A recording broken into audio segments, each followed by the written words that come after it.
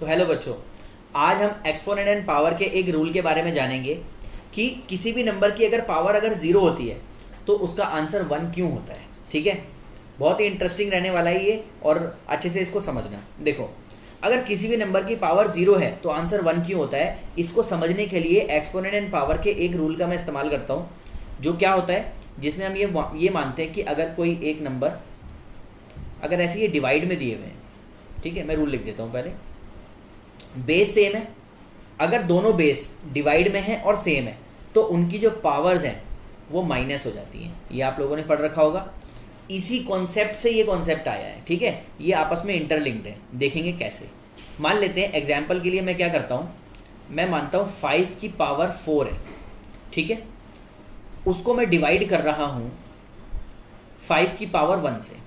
तो आप लोग जानते हो, अगर मैं ऐसे लिख दूँ 5 की पावर 4 डिवाइडेड बाय 5 मतलब 5 की पावर 1, तो इजीली हम क्या बोलेंगे कि 5 4 टाइम 5 है और नीचे एक बार 5 है, तो ये यहाँ से कट जाएगा और बचेगा क्या, 25 बच जाएगा। मतलब 5 की पावर 5 बचेगा, 5 की पावर 3 बचेगा। ठीक है, ये बच गया। तो इसी तरीके से ये रूल बना है कि दोनों बेस कॉमन हो गया और पावर क्या हो गई, माइनस हो गई। तो ये लो, हमने कर दिया, पावर हो गई 3। 5 लिख देता हूँ यहाँ पर, पावर हो गई 3। ओके, अब इसी को हम धीरे धीरे रिड्यूस करते हैं। देखो जरा क्या करना है। अब ये 5 की पावर 3 जो आया, इसको मैं दोबारा से क्या कर रहा हूँ, फिर दोबारा से एक 5 से मैं डिवाइड करता हूँ इसको। ठीक है, यही जो आया इसी चेन को आगे बढ़ाते हैं, फिर 5 की पावर 1 लेते हैं। तो आपको पता है फिर दोबारा हम क्या करेंगे, बेस कॉमन कर देंगे और पावर्स को हम माइनस कर देंगे। ठीक है, तो क्या बचा, 5 की पावर 2 बच गया। ठीक है ना, समझ पा रहे होगे इतना। अब 5 की पावर 2 को दोबारा से मैं क्या करता हूँ, 5 की पावर 1 से फिर दोबारा से कर देता हूँ डिवाइड।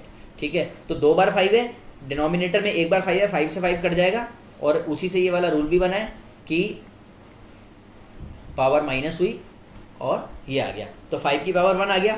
अब दोबारा से मैं क्या करने वाला हूँ, इसी 5 की पावर 1 को फिर एक बार 5 से मैं डिवाइड करने वाला हूँ।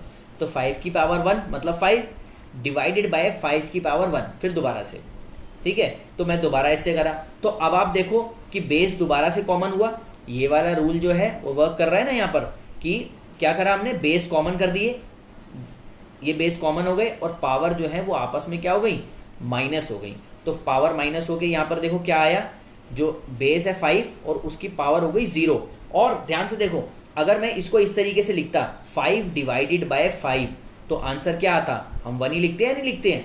देखो जरा इसको, कि इसका मतलब क्या हुआ, 5 की पावर 0 का मतलब क्या होता है कि 5 डिवाइडेड बाय 5, क्योंकि पावर यहाँ पर भी 1 है और यहाँ पर भी 1 है। और रूल कहता है अगर बेस सेम है और वो डिवाइड में है, अगर दोनों बेसिस डिवाइड में है तो पावर माइनस हो जाएगी। तो देखो पावर माइनस हुई और 5 की पावर 1 डिवाइडेड बाय 5 की पावर 1, आंसर क्या आएगा, 1 ही आएगा। तो बिल्कुल सही समझे आप, तो यहाँ पर आंसर आ गया 1। तो अब आप समझ पाए होगे कि क्यों किसी भी नंबर, 5 की जगह आप कुछ भी ले सकते हो, तो किसी भी नंबर की पावर अगर 0 होती है इसका मतलब ये है the number is divided by itself, वो अपने आप से ही डिवाइड हो रहा है। तो आंसर आ गया 1।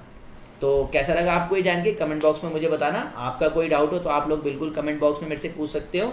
तो पूरी वीडियो देखने के लिए थैंक यू, और ऐसे ही पढ़ते रहो। तब तक के लिए गुड बाय।